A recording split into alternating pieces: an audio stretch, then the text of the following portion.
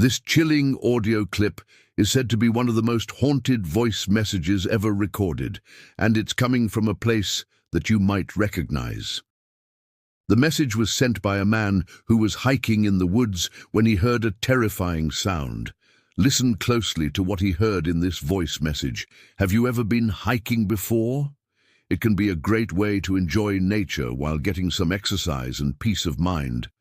But what if you heard something in the forest that you couldn't explain? That would certainly ruin the mood. In 2014, a guy called Harry Street decided to go hiking with his friend Paul at the Brewer Waterfalls in Scotland. They were close friends and enjoyed doing this kind of thing together. While they were exploring, Harry kept hearing strange sounds around him. He didn't know what they were, but they seemed to come from the trees. They continued to walk around until they reached an area where the trees had all fallen over. As they moved through the debris, Harry could hear more noises coming from above. At first, he thought that it was the wind. However, it sounded more like footsteps, and given that they were in a forest with no people around, this was quite disturbing. As they passed under the trees, the sounds grew louder. Paul still didn't seem to hear anything, though. Harry got more and more creeped out as the sound continued to follow them. Even though they couldn't see anyone, it was as though someone or something was deliberately trying to scare them off. Paul still didn't seem to hear anything unusual, so he told his friend to calm down. They made it to the other side of the debris, and the sound finally stopped. Harry felt relieved, but also angry that he'd let his imagination get the best of him. Maybe it really was just the wind. As they continued their hike, however, the noise started again. Now it was even louder and more distinct. This time Harry knew that there was something there. He turned to Paul and told him to listen. Of course, his friend still didn't hear anything, so Harry pulled out his phone and recorded a voice memo to show him what he was hearing. When he listened back to the recording, he could clearly hear what sounded like heavy footsteps. But how could this be? They were the only ones in the forest. Harry had never believed in ghosts before, but now he wasn't so sure. Could there really be a haunting presence in the woods? He decided to share the clip online to see what people thought. Some said that it was just the wind, but others claimed that it was something much more sinister. One theory was that the sound was actually made by a large animal, such as a bear or a moose. But there are no such animals in Scotland. So this was unlikely. Some people suggested that it could be the ghost of a hiker who had died in the forest many years ago. Perhaps their spirit was still there and was trying to warn them to leave. This could explain why Harry heard the footsteps get louder as he got closer to them. Maybe the ghost wanted him to know that he was being followed, but how did the ghost manage to hide its presence for all this time? Ghosts are said to be spirits that are bound to a particular location. Perhaps the spirit was hiding in the trees and only revealed itself once Harry got close enough. But why did it choose to reveal itself to him and not Paul? Maybe it only showed itself to those who didn't believe in it. Harry didn't know that for sure, but he'd never been so scared while hiking. In the comments, someone suggested that he should try talking to the entity.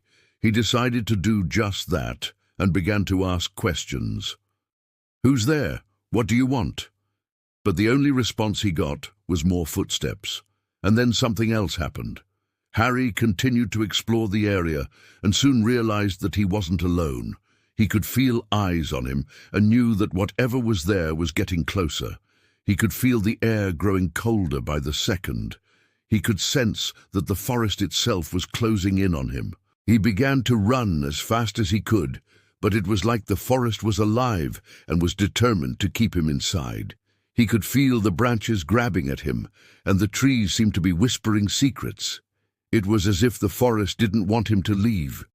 He could hear Paul calling out for him, but he couldn't answer. It was like the forest was blocking his voice. Finally, he broke free of the trees and stumbled onto a path. He didn't stop running until he got to his car. He and Paul have never been back to that forest. The experience was so terrifying that they decided it wasn't worth the risk. Harry shared his story online, and it went viral. People were amazed by his experience, and some even said that they believed him. After all, there have been many reports of haunted forests around the world. Some say that these places should be avoided at all costs, while others say that they're just stories that people tell to scare each other. But what do you think about Harry's story? Do you believe him, or do you think that he was just letting his imagination get the best of him? Let me know your thoughts in the comments below. There have been many similar cases to Harry's over the years, though. One of the most famous is the case of the Brown Lady of Raynham Hall. She's said to be the ghost of Lady Dorothy Walpole, who died in 1547. People have reported seeing her ghost walking the halls of Raynham Hall ever since. In 1936, a photo was taken of the Brown Lady that's since become one of the most famous ghost photos ever taken. But there's one detail in the photo that no one seems to be talking about. When you look closely at the lady's face, you'll notice that she doesn't seem to have a nose. What could this mean? Some say that it's just a trick of the light. After all, photos can be tricky sometimes. Others say that it's evidence that the lady was a ghost who had died many years ago. Maybe she lost her nose when she died, and it simply never grew back. But why would a ghost haunt the halls of her former home? Some say that she's just lonely and wants some company.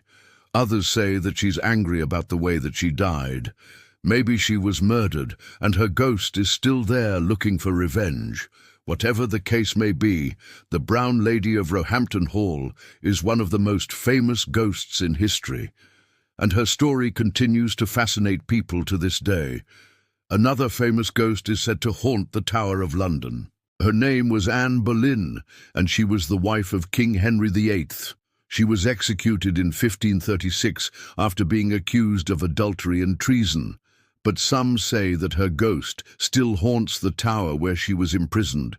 One of the most famous sightings of her ghost was in 1836 when a guard was walking through the tower.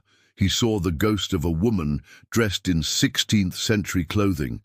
She was wearing a black gown and a white ruff around her neck. The guard was so frightened that he fainted dead away. Some say that Anne's ghost is still haunting the tower, looking for her lost daughter, Princess Elizabeth. Others say that she's just lonely and wants some company. Whatever the case may be, Anne's ghost is one of the most famous in England, and her story continues to fascinate people to this day. Then there's the ghost of Hamlet's Castle. This is a medieval castle in Wales that's said to be haunted by the ghost of a young girl named Helen. She was the daughter of the castle's owner, and she died in 1238 after falling from a tower. One day, a visitor to the castle heard a knock on the wall. When he investigated, he found a small hole that looked like it had been made by a small fingernail. Some say that this is evidence that Helen's ghost is still haunting the castle. Perhaps these stories are true, and there really are ghosts among us. Or maybe they're just stories that people tell to scare each other. What do you think? Let me know in the comments below. If you enjoyed this video, please like and subscribe. I'm always posting new videos about scary things that will haunt your nightmares. Thank you for watching. Hello everybody, I'm here. And today we're going to do a haunted location story about an abandoned insane asylum. So let's get right into it. It was 1984 when two young paranormal investigators entered the infamous Blackwood Sanitarium for what would be their scariest night of their lives. It had been abandoned for over 20 years, but before that, the most horrific experiments were performed there. They had heard stories of shadow figures, disembodied voices, and objects moving on their own. But they didn't believe them until they experienced it themselves. In the beginning, they explored the creepy facility and stayed in one of the old rooms. The walls were covered with graffiti from patients who had lost their minds. Some of the drawings were disturbing, and others were just sad. You could tell that these people were innocent by the way they drew. After taking some pictures, the investigators decided to go down to the basement. The basement was used for lobotomies and other experiments. One of the researchers felt uneasy about going down there, but his friend insisted that they should continue the investigation. They went down the stairs, and as they did, the temperature dropped. It felt like someone was staring at their backs. Once in the basement, they heard screams, then footsteps near them. They turned around, but saw nothing. Then they heard a voice saying, "Get out!" They tried to ignore it, but the voice got louder and more aggressive. They started to panic and ran back upstairs. Once upstairs, the investigator, who was previously skeptical, admitted that this place was haunted. He couldn't explain the sudden drop in temperature, the voice, or the footsteps. Neither could he explain the picture that was taken of him, where a dark figure appeared behind him. In the next room was a bed with what seemed to be a huge imprint of a body, and when they took a picture of it, the imprint looked far more clear. Later, they would see the photo and notice a shadowy figure standing at the end of the bed. They continued investigating the building and found several strange symbols drawn on the walls. At first, they thought they were just some of the patient's artwork, but then they realized that they were actually clues. These symbols were showing the locations of hidden items around the building. Intrigued, the investigators followed the symbols and found secret passages and locked rooms. It almost felt like they were being led on a treasure hunt. They didn't know why or by whom, but they decided to follow the signs and see where they led. After following a series of symbols, they came across a safe hidden in the wall. The safe was large and ornately carved with images of skulls and demons. It was clear that whoever made this safe wanted it to be as frightening as possible. Inside the safe, they found documents detailing the experiments performed at the sanatorium. These documents were disturbing and shed light on the horrors that had taken place within those four walls. They also found a small key hidden inside one of the documents. They didn't know what it opened, but decided to keep it just in case they came across something else that needed to be unlocked. After finding the safe, they continued their search and eventually found the final symbol. This one was different from the others and seemed to be pulsing with energy. As they stood there, they felt a presence behind them and slowly turned to face whatever was watching them. Standing there was a tall, thin figure with a top hat and a cane. The investigators froze, not knowing what to do. The ghost approached them and beckoned with its finger for them to follow. They didn't want to, but felt compelled to go with it. The ghost led them through a secret passageway and into a hidden room. Inside the room was an altar with strange symbols carved into it. On the altar was a book bound in human skin. The investigators knew they shouldn't open it, but their curiosity got the best of them. As soon as they opened the book, a dark cloud emerged and formed into a vortex. They were pulled into the vortex and found themselves in another place entirely. When they looked around, they realized that they were in the same room that they had started their investigation in, but it was like a time warp had occurred. Everything was the same, yet different. The walls were covered in new graffiti and the bed had a fresh imprint of a body. The investigators knew they had to leave, so they quickly exited the room and made their way to the front door. As they were leaving, they heard footsteps behind them. They turned around to see a group of patients from the asylum pursuing them. The patients were disoriented, and some were even foaming at the mouth. Their eyes were wide and vacant, like they had no idea where they were or how they got there. The investigators ran to the car and drove away as fast as they could. Once they were home, they developed the photos that they had taken during their investigation. One of the photos showed the ghost of a man standing in the hallway. Another photo revealed a hidden face in the background. But the most shocking photo was the one taken in the hidden room with the altar. The photo showed a cloaked figure standing behind the investigators, reaching out towards them with long, skeletal fingers. They couldn't believe what they were seeing. It was clear that the asylum was haunted by malevolent spirits who didn't want them there. And as if that wasn't enough, they received a mysterious phone call from the asylum. The voice on the other end was raspy and distorted, like it was coming from beyond the grave. The voice said, "You shouldn't have come here. Now we're coming for you," then hung up. The investigators were terrified. They didn't know what to do. They felt like they were being hunted.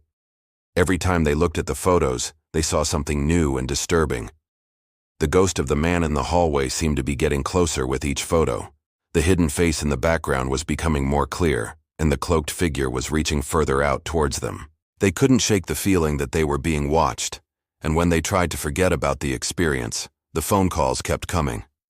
One day, they decided to go back to the asylum and confront whatever was haunting them. They went back to the hidden room with the altar and placed the book back on the altar. They didn't know what to expect, but they were prepared. As they entered the room, they felt the presence of the cloaked figure behind them once again. They turned around and saw that it was reaching out towards them with its fingers even further than in the photo. They could feel its cold, bony fingers digging into their shoulders, and they screamed. Then suddenly, everything went black. When they woke up, they were lying on the floor of the asylum. The book was open at their feet, and the altar was glowing with an eerie light. They quickly left the asylum, never looking back. From that day on, the investigators never saw or heard from the cloaked figure again. They did, however, receive a few more cryptic phone calls from the asylum, but when they picked up, all they heard was static. To this day, the investigators keep the photos hidden away and only talk about the experience in hushed tones.